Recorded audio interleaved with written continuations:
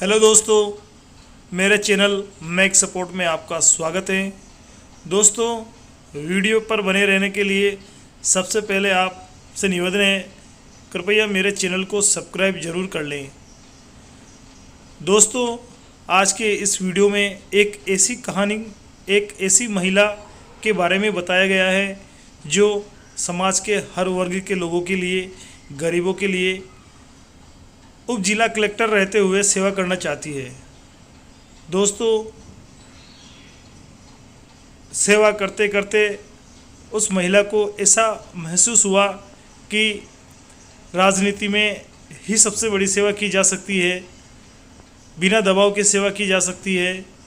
तो उस महिला ने उप जिला कलेक्टर रहते हुए चुनाव लड़ने का निश्चय किया, पर समाज की गंदगी और गंदी राजनीति के चलते उन्हें टिकट नहीं मिला और इस चुनाव की राजनीति ने उन्हें इस मोड़ पे लाके खड़ा कर दिया कि वह अपनी नौकरी भी गवा बैठी और आज 10 साल पीछे अपने आप को खुद को महसूस करती हैं।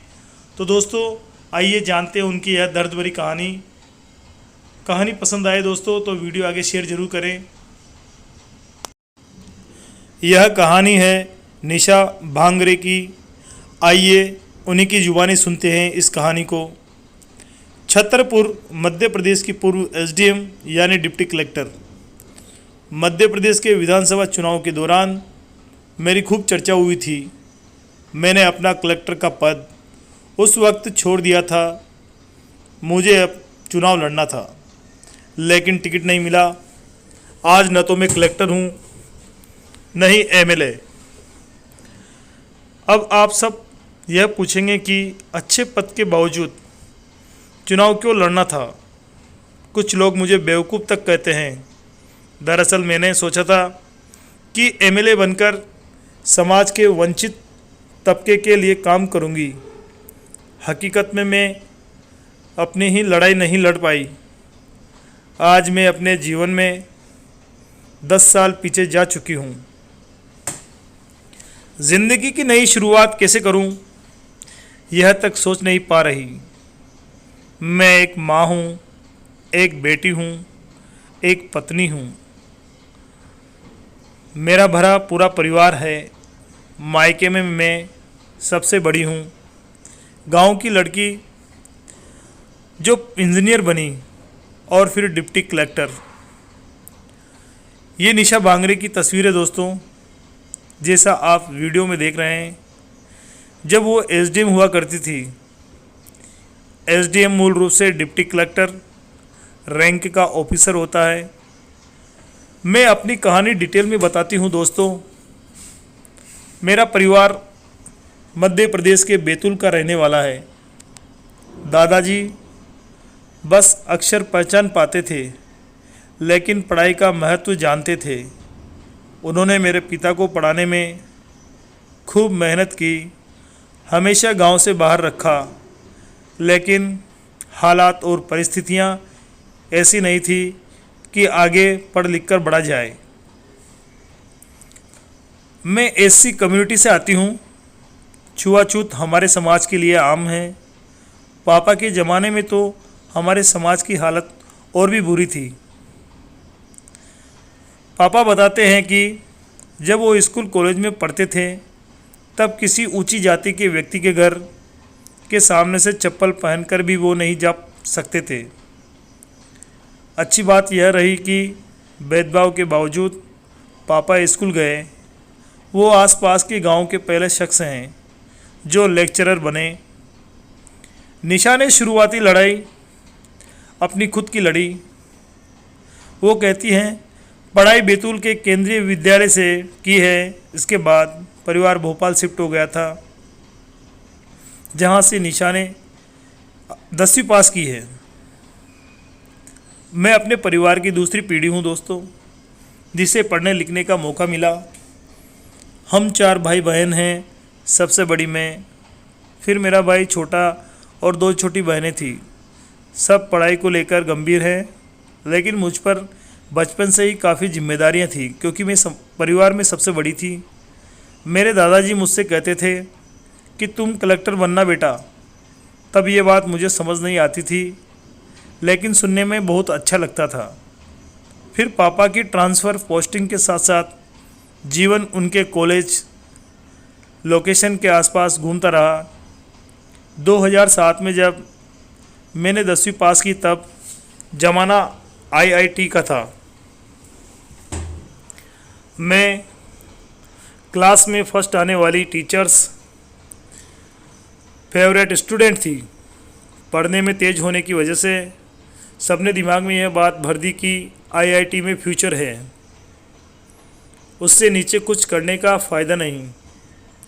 खैर, मैंने आईआईटी दिया और मेरा आईआईटी मद्रास में बीएससी एमएससी के कोर्स में एडमिशन हो गया। इस बीच बीटेक करने की इच्छा जाग उठी थी। अब मेरा मन हुआ कि पहले भी बीटेक पूरी हो जाए, फिर एमपीपीएससी का एग्ज़ाम दे सकेंगे। मैंने विदिशा के एक कॉलेज में एडमिशन ले लिया। आप सोचेंगे आईआईटी छोड़कर विदिशा के कॉलेज में कैसे? कॉलेज में एडमिशन लेते वक्त मैंने तय कर लिया था कि यहाँ से जल्दी निकलना है। फिर वहाँ मेरा मन लगने लगा। मैंने छात्र संघ चुनाव लड़ने का फैसला ले लिया। पापा बिल्कुल समझ नहीं पा रहे थे कि मैं चुनाव क्यों लड़ रही हूँ। वो पूछते भी थे, लेकिन उन्होंने कभी मना नहीं किया। छात्र संघ का चुनाव जीतने के बाद भी निशा राजनीति में नहीं जाना चाहती थी। एसडीएम बनने के बाद जब वो आम लोगों से मिलने लगी, तब उनकी रुचि पॉलिटिक्स में हुई। उनका बस एक ही कहना था,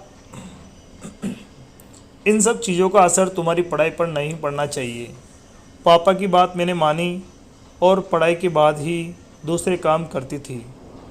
मैं विदिशा के जिस कॉलेज में थी उसमें बहुत से बच्चे हिंदी मीडियम के थे। इंजीनियरिंग में सब कुछ इंग्लिश मीडियम में होने की वजह से उनकी पढ़ाई अपने आप पिछड़ी जा रही थी। कमाल ही था कि उनमें से अधिकतर लड़कियां वंचित समाज से आती थी। मैंने तय किया कि इनको पढ़ाना अब ये मेरा जिम्मा रहेगा। मैं हॉस्टल जाकर स्टूडेंट और ख़ासकर लड़कियों की नोट्स से लेकर असाइनमेंट तक में मदद करती थी। मेरे पापा बचपन से ही कहते थे कि आपके पढ़ने लिखने का ये मतलब होना चाहिए कि आप समाज को क्या लौटा रहे हैं, सिर्फ यही नहीं कि आप क्या हासिल कर रहे हो। उन बातों को अमल में लाने का यही सही समय था। उनके साथ मैं एनसीसी और दूसरी एक्स्ट्रा करिकुलर एक्टिविटीज़ का भी हिस्सा रहती थी। यह सब देखकर मेरे दोस्तों ने सलाह दी कि छात्र संघ चुनाव लड़ जाओ। मैंने पापा को बिना बताए पर्चा भर दिया और फिर उनको खबर दी। इस चुनाव में मैं लड़कियों का एक तरफा वोट पाकर जीत गई। सही बताए तो इस दौरान ही चुनाव का माहौल और उसकी ताकत मुझे समझ आई। इसके बावजूद एक्टिव राजनीति न तो मेरा लक्ष्य था और न ही मेरे पल्ले पड़ती थी। मुझे तो बस इंजीनियरिंग करना था। पापा के आइडिया पर समाज के लिए कुछ काम करना था। कॉलेज के तीसरे साल प्लेसमेंट शुरू हो गई। मेरी नौकरी एक अमेरिकन कंपनी में लग गई। तब माना जाता था कि अगर नौकरी फ्लोरा डेनियल जैसी विदेशी कंपनी में लग गई तो आपका पैकेज सबसे अच्छा है। मेरे लिए ये खुशी की बात थी कि मेरे घर में मुझसे छोटे 3 भाई बहन हो रहे हैं। जॉइंट फैमिली और पड़ोसियों के बीच पापा का नाम बहुत है।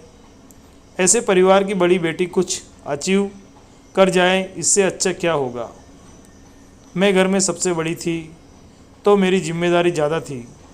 मैं छोटे भाई बहनों से अन्याय नहीं कर सकती थी, इसीलिए मैंने गुरुग्राम जाकर नौकरी कर ली।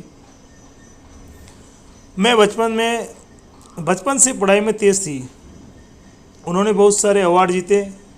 पहली बार पीएससी की 2016 परीक्षा में डीएसपी के पद पर चयन हुआ। फिर इसके बाद दूसरी बार डिप्टी कलेक्टर के लिए चयन हुआ। कॉरपोरेट में कॉरपोरेट में 10 से 6 की नौकरी करने के साथ MPPSC यानी Madhya Pradesh public service commission की तैयारी करने लगी। यह समय मुश्किल होने के साथ डिप्रेसिव भी था। आप नौकरी के साथ पढ़ाई करने की ठान तो सकते हैं, लेकिन अगर इमोशनल सपोर्ट नहीं मिला तो सब कुछ धराशायी हो सकता है। मैंने 1.5 साल नौकरी की और पढ़ाई के एक साथ की, दिन भर ऑफिस और रात में किताबें। 2016 की MPPSC परीक्षा में मेंस निकाल दिया। इसके बाद मुझ में कॉन्फिडेंस आया, नौकरी छोड़ दी। इस फैसले का सभी ने विरोध किया। लोग मुझे कुछ दिन और नौकरी करने की सलाह देने लगे। मुझे लगने लगा कि मैंने कोई गलती तो नहीं कर दी।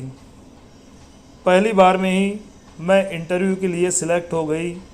इंटरव्यू क्लियर करने के बाद 2018 में नियुक्ति मिली। विधानसभा चुनाव में ट्रेनिंग चलती रही। इसी दौरान डिप्टी कलेक्टर बनने के बाद पहली बार गांव की महिलाओं को देखा तो मुझे बहुत अच्छा लगा। मुझे खुद पर खुशी हुई कि अब मैं इनकी मदद कर सकती हूँ। दोस्तों, मेरी पहली पोस्टिंग बैतूल हुई। गुड़गांव में नौकरी करते समय निशा की दोस्ती सुरेश अग्रवाल से हुई। गणतंत्र दिवस के मौके पर बैकअप में दोनों ने भारतीय संविधान को साक्षी मानते हुए शादी कर ली। सुरेश एक मल्टीनेशनल कंपनी में अधिकारी हैं। मेरे लिए वो जगह अपने दूसरे घर जैसी हो चुकी है। मैंने वहाँ काम किया और लोगों ने ही मुझसे कहना शुरू कर दिया कि आप चुनाव लड़ जाइए। मैं आज भी सोचती हूँ कि मैं वहाँ के लोगों की इतनी मदद नहीं कर सकी जितनी उनको ज़रूरत थी। वो लोग मुझे अपना नेता मानने लगे थे। इसके पीछे बस एक ही कारण है, मेरे पास जो आता था मैं उसकी बातें सुनती, उसकी हर संभव मदद करने की कोशिश करती। धीरे धीरे इलाके के लोगों ने मुझे सार्वजनिक कार्यक्रमों में बुलाना शुरू कर दिया। मुझे कई अनुसूचित जाति के कार्यक्रमों में भी बुलाया गया। मैं भीमराव अंबेडकर की आइडियोलॉजी को दिल से फॉलो करना चाहती थी। मुझे जातिगत भेदभाव का हमेशा से एहसास था। कलेक्टर होने के बावजूद लोग मेरी जाति के बारे में कई तरह की टिप्पणियां करते थे। बस वो लोग मेरे सामने नहीं कहते थे। विभाग के अंदर भी जाति की वजह से कई तरह की समस्याओं का सामना करना पड़ता था। महिला होने की वजह से समस्या दोगुनी हो जाती है। मेरी एक कलीग ने मुझे बताया कि इस इलाके के प्रभावशाली लोग जो अधिकारियों की मदद से अपना फ़ायदा चाहते हैं, वो कभी नहीं चाहते कि ब्लॉक या तहसील पर कोई महिला अधिकारी आए। दरअसल एक महिला से नेगोशिएशंस करना मुश्किल होता है। निशा 5 साल के बेटे की माँ भी है।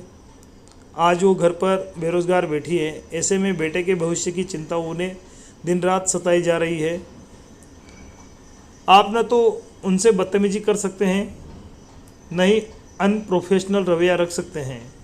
ऐसे में वो लोग चाहते हैं कि महिला अधिकारी आई नहीं। दूसरी सबसे बड़ी बात यह है कि महिला अधिकारी के करैक्टर पर सवाल उठाना आसान है। खैर, बहुत कुछ सोचकर मैंने अपने पद से इस्तीफ़ा दे दिया।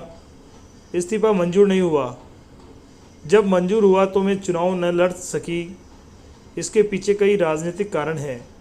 फिलहाल मैं घर में हूँ और नए सरोकार से जुड़ने की कोशिश में हूँ। अब मुझे सामाजिक ताने बाने में बदलाव लाने की लड़ाई लड़नी है। ऐसे में जो भी परिस्थितियाँ आएगी मैं उनका सामना करूँगी। बच्चों की शिक्षा के लिए मेरे पास कुछ प्लान हैं जिस पर काम करना मेरा ध्येय है। एक माँ होने के नाते सोचती हूँ तो अपराध बोध होता है कि न तो सेविंग है और न ही सिक्योर भविष्य है। अपने 5 साल के बेटे को अगर अच्छा भविष्य नहीं दे पाई तो क्या होगा, ये ख्याल आते ही मैं घबरा जाती हूँ। मैं किसी को दोष नहीं देना चाहती, लेकिन वर्तमान की राजनीतिक और सामाजिक व्यवस्थाओं ने मुझे कम से कम 10 साल पीछे धकेल दिया है। दुख है कि यह संघर्ष मुझे अकेले ही जारी रखना होगा। दोस्तों, आपके सामने यह निशा बंगेर की एक दर्द भरी कहानी, जो एक सोशल वर्कर कलेक्टर होते हुए भी हर वर्ग के नीचे के तबके के लोगों के लिए सेवा करना चाहती थी। दोस्तों, आपने वीडियो पूरा देखा, इसके लिए आपको मैं बहुत बहुत धन्यवाद कहता हूँ। और दोस्तों, आपको वीडियो पसंद आया तो इसे आगे शेयर ज़रूर करें, और आप नए हैं तो प्लीज़ मेरे चैनल को सब्सक्राइब करें, लाइक करें और कमेंट बॉक्स में लिखकर भेजें कि यह आपको कहानी कैसी लगी।